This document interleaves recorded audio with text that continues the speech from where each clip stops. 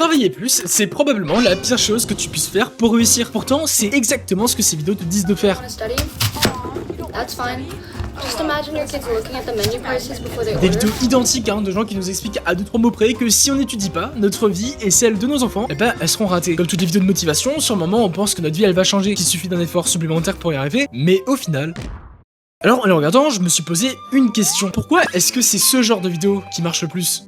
À l'école, travailler c'est chiant, ça a toujours été vu comme une perte de temps, ceux qui le faisaient soit ils aimaient ça, soit ils se forçaient. Concrètement, travailler c'est une torture, et c'est pas moi qui le dis, c'est le dictionnaire. Quand on se penche sur son étymologie, on nous fait comprendre que l'origine du mot travail fait référence aux machines de torture utilisées au Moyen-Âge, le tripalium. Les gens qui disent adorer travailler, c'est un peu comme s'ils disaient adorer la torture. Alors pour les 2-3 sadomaso, pourquoi pas, mais pour la grande majorité, personne ne veut être torturé, enfin en théorie. Bon, dans la pratique, travailler beaucoup c'est très bien vu. Quand quelqu'un fait quelque chose qu'il n'a pas du tout envie de faire, on appelle ça être discipliné, et bizarrement j'éprouve du respect pour lui, encore plus si son état mental se dégrade. Et si on revoit l'étymologie du mot travail, c'est un peu comme si quelqu'un se faisait tabasser mais qu'on le félicitait de s'être fait tabasser. C'est bizarre. Et cette représentation du travail, on le voit dans énormément de films. Des films qui mettent en scène le protagoniste dans leur quête d'excellence, sacrifiant tout, que ce soit leur famille, leurs proches, leur santé mentale, juste pour une seule chose, la réussite.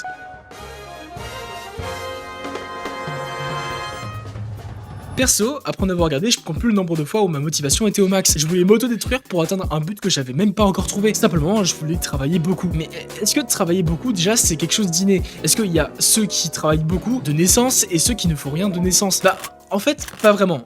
La grande majorité de nos comportements, on peut les expliquer par l'éducation particulièrement forte au Japon.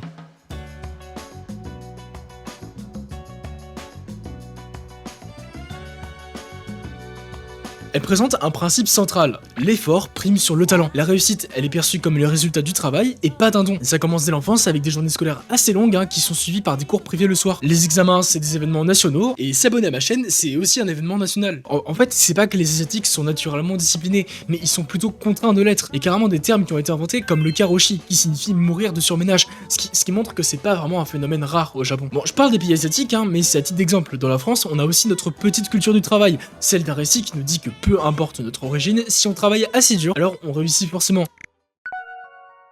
C'est une idée qu'on retrouve partout, à l'école, via les notes, dans la culture pop avec les gens qui se sont faits tout seuls, les self-made men, des gamins pauvres qui sont devenus riches car ils le voulaient. Ce sont des récits qui sont émotionnellement très puissants et qui laissent une trace indélébile. Simplement, on voit les gens qui ont beaucoup travaillé et réussi, et pas ceux qui ont beaucoup travaillé et échouer. Et c'est un peu le concept du biais du survivant, prendre l'exception d'un cas général. Si vous n'êtes pas convaincu, c'est pas grave, on va prendre le cas du loto. Partons du principe que gagner au loto, c'est une chance sur 139 millions, ce qui fait 0,00, enfin bref, pas beaucoup. C'est ce qu'on va appeler la probabilité réelle de gagner au loto. C'est une variable qu'on ne va pas changer, on va l'utiliser comme un outil de comparaison plutôt. Maintenant, si admettons que du jour au lendemain, on commençait à afficher tous les gagnants du loto, et de ceux de manière répétée, que ce soit sur les réseaux sociaux, à la télé ou même à l'école, ça créerait une nouvelle variable, la probabilité perçue. En gros, le raisonnement c'est le suivant, si tu voyais X gagnants et que ces mêmes gagnants étaient surexposés à plusieurs groupes de millions de personnes, alors ils auraient tendance à penser que leur pourcentage de chance de gagner serait supérieur. En gros, le cerveau ne voit que les gagnants et construit ses estimations sur ce qu'il voit et pas ce qu'il en est réellement. Alors la probabilité perçue, elle atteint 0,001786. Ça a pas l'air impressionnant dit comme ça, mais c'est quand même 2482 fois plus que la probabilité réelle. C'est un peu ça le biais du survivant, se concentrer uniquement sur ceux qui ont réussi et oublier ceux qui ont échoué. Si tu veux voir comment j'ai fait mes calculs, je le mets en description. Le but c'est pas de montrer que la méritocratie existe ou n'existe pas, c'est pas le sujet, mais c'est surtout qu'on croit que travailler beaucoup c'est forcément synonyme de réussite parce qu'on ne voit que ceux qui ont travaillé beaucoup et réussi. Mais est-ce que c'est vraiment le cas? Est-ce que passer un maximum de temps sur une tâche garantit forcément une réussite? Ça, c'est ce qu'on va voir. Quand on cherche à se perfectionner dans une discipline, il faut pratiquer, et ça c'est pas débattable. Certains élus y arrivent plus facilement, d'autres moins, mais leur point commun c'est la pratique. Gladwell part d'une observation simple. En étudiant des experts dans des domaines très différents, il remarque qu'ils ont tous en commun 10 000 heures de pratique en moyenne avant d'atteindre l'excellence. Alors il tire une conclusion. Le talent inné compte moins que le temps passé à pratiquer. Du moins c'est comme ça qu'on nous le présente. Il faut mettre les heures et le reste suivra. Le problème c'est que pas toutes les heures se valent. Entre ceux qui pratiquent pour s'amuser et ceux qui pratiquent pour s'améliorer, il y a une réelle différence. Et le problème c'est que ça fausse les mentalités. Le message qui a été retenu et qu'on nous répète sans cesse, qui est de pratiquer 10 000 heures de n'importe quoi pour devenir un expert, il est faux. La nuance, elle est dans la pratique délibérée, un concept du psychologue Anders Ericsson qui nous dit que pour s'améliorer dans un domaine, peu importe lequel, il faut cocher 3 cases. Travailler sur ses points faibles et pas sur ce que tu maîtrises. 2. Chercher les feedbacks. 3. Répéter avec l'intention de s'améliorer. Au basket, la plupart des gens négligent les bases et jouent juste pour jouer. Pourtant, les bases permettent de faire la différence entre un bon joueur et un joueur lambda. C'est d'ailleurs toute l'idée centrale de Michael Jordan. Si tu négliges les bases, le reste s'effondre. Alors, avant de connaître ce principe, je jouais au basket sans réelle ligne directrice.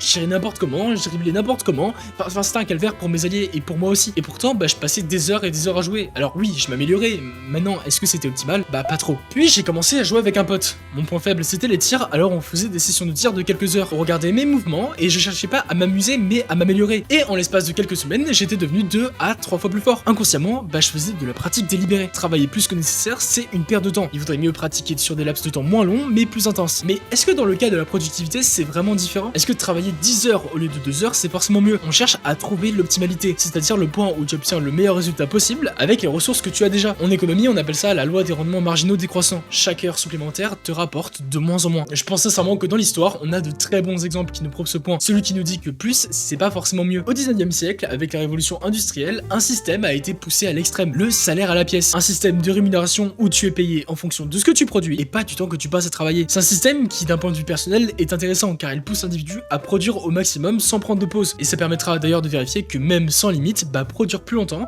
c'est pas forcément produire plus. Bref, sans grande surprise, sur un court terme, la production elle a augmenté. Les ouvriers produisaient plus parce qu'ils étaient directement récompensés pour leur travail. Dans ce cas, oui, travailler plus est utile. Enfin, c'est ce que j'aurais dit si le moyen et le long terme n'existaient pas. Quand on se penche sur des périodes un peu plus grandes, la qualité des produits chutait, les ouvriers allaient plus vite pour produire plus, donc bah la quantité augmentait aux dépens de la qualité. Puis plus le temps passait, plus la productivité par heure commençait à chuter. Et en même temps, c'est normal, un ouvrier épuisé après 12 heures produit beaucoup moins qu'au début de sa journée. Pire encore, les accidents augmentaient. La fatigue combinée à la pression de produire plus créait des conditions plutôt dangereuses. Alors, sans grande surprise, ce système, il a été laissé à l'abandon. Pourtant, bah le système du salaire à pièce, il existe encore. Et tu les connais forcément, Uber Eats, ou encore YouTube, etc. C'est le fait d'être payé à la tâche. On pourrait croire ici que travailler plus, ce serait juste une perte de temps. Pire encore, qu'on serait juste condamné à travailler mal. C'est pas vraiment ce que je dis. Avant de vous balancer toutes les méthodes miracles pour mieux travailler, on doit se poser la question suivante. Qu'est-ce qui fait que je vais mieux travailler?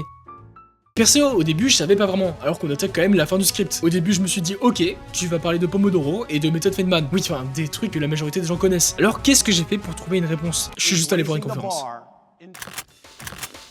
Penser qu'on est des machines, c'est paradoxalement ce qui nous empêche d'être productifs. On est émotionnel, on pleure, on doute, on a peur. Et il n'y a pas de méthode miracle, il faut travailler sur soi. Si tu fais pas une tâche, c'est pas pour rien, c'est que t'as un problème, et le reconnaître, bah c'est déjà bien. Parce qu'en vrai, c'est facile de l'ignorer et de penser que tout va s'arranger par magie en travaillant plus. Mais il faut d'abord conscientiser le problème. Qu'est-ce que je ressens quand je pense à cette tâche? Pour y répondre, certains vont écrire dans un journal, d'autres vont méditer, d'autres vont marcher. En fait, chacun sa méthode, hein. Le but c'est surtout d'avoir son petit rituel adapté. Ensuite, on va passer à l'observation. Quand t'as reconnu le problème, il faut le voir comme une observation scientifique. En gros, regardez le problème avec objectivité, comme si c'était celui de quelqu'un d'autre. Concrètement, ça veut dire se poser les questions suivantes. Quand est-ce que je travaille bien? En fait, quelles sont les conditions qui me permettent de bien travailler? Perso, moi, c'est après un café le matin. C'est un peu une sorte de rituel qui me fait comprendre que quand je le fais, bah je dois travailler. Ensuite, c'est quoi les moments où je vais me relâcher? Perso, bah ça va être avant des examens. J'arrive pas à réviser parce que j'ai peur de pas réussir. Et à la fin, qu'est-ce que je ressens juste avant de procrastiner? Bah de l'anxiété, de la honte. Voilà, avec ces 3 questions, on a réussi à formuler un problème. Le mien, c'est je procrastine avant les examens parce que j'ai peur d'échouer. D'ailleurs, n'hésite pas à écrire le tien dans les commentaires, je te promets que ça va t'aider pour être plus efficace. Et n'hésite pas à t'abonner aussi. Et ensuite, quand t'as formulé le problème, il te reste la dernière phase, la phase d'expérimentation. Malheureusement, tu trouveras pas une solution à ton problème du premier coup. Faudra tester plein de choses. Dans mon cas, je sais qu'aller dans des espaces de coworking, ça m'aide 100 fois plus que réviser à la bibliothèque. Alors que pour d'autres, bah c'est l'inverse. Pour les problèmes d'anxiété, peut-être qu'être accompagné de quelques amis, ça peut rassurer. Parfois, il y a pas le choix. Faut aller voir les gens les plus forts que tu connaisses et aller leur demander comment ils font pour être aussi forts dans leur domaine. Mais faut bien garder en tête que ce qui marche pour quelqu'un ne marchera pas forcément pour toi. Prends juste les choses qui t'arrangent. Expérimenter, ça va surtout te permettre de savoir qu'est-ce qui fonctionne sur toi et qu'est-ce qui marche pas du tout. Et surtout, bah qui t'es vraiment. À l'occurrence, le Pomodoro, ça marche pas sur moi et ça marche pas sur vraiment beaucoup de gens. Donc pour résumer, il faut être conscient qu'on a un problème. Ensuite, l'observer et enfin l'expérimenter. Parce qu'il n'y a pas de conseil miracle, il faut travailler sur soi. Donc la prochaine fois que tu vois ce genre de vidéo avec des gens qui disent que tu travailles pas assez, essaie déjà de comprendre pourquoi tu travailles pas plus et est-ce que tu travailles bien aussi. Et cette réponse, eh bah, ne tient qu'à toi.